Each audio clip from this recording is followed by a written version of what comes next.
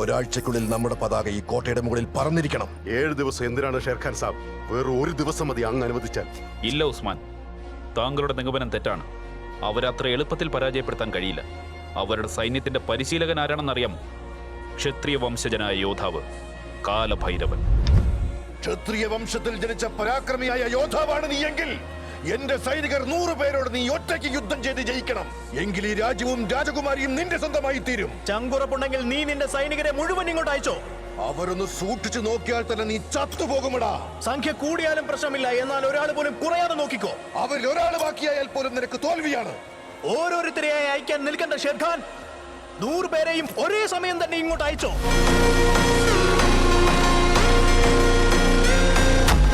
കഴിഞ്ഞോ ഷേർഖാൻ?